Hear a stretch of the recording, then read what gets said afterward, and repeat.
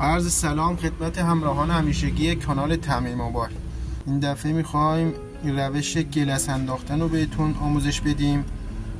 دیگه احتیاجی نباشه پول بخواید بدید به تعمیرکار اینا و خودتون تو خونه گلس بندازید. برای اینکه بریم سراغ آموزش، خوشحال میشم که کانال ما رو سابسکرایب داشته باشید، لایک و کامنت یادتون نره تا آموزش های بعدی ما رو از دست ندید. بریم سراغ آموزش.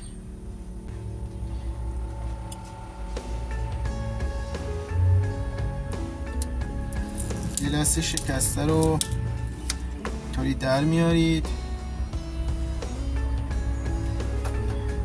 بعد همه از این دستمالای نرم تو خونه دارن دیگه احتیاجی نیست بخوای پد الکلی بگیری و اینا. یه دستمال تمیزی باشه، نرم باشه که خط خش نندازه.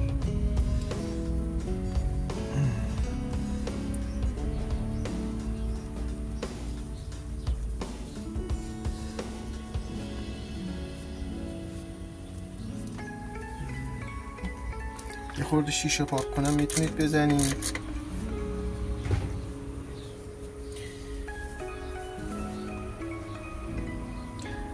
فقط حواستون جمع باشه که شیشه پاک کنین و میزنید داخل بلنگوها نره، سمتینا نره که فردا بلنگتون قطع بشه.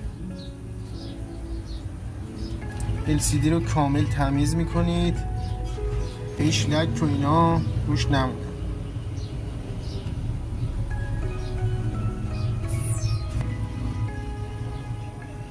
گلس رو از تلقش جدا میکنیم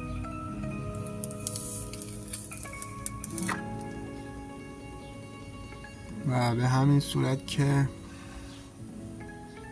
من میندازم از طرف پایین تنظیم میکنید. گلس رو سعی میکنید که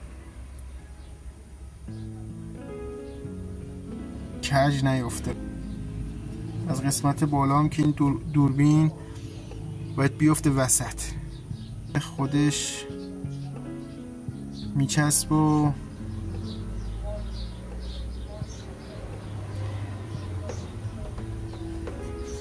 به همین راحتی و به همین سادگی گلس میتونی خودت بخری و خودت نصب کنی.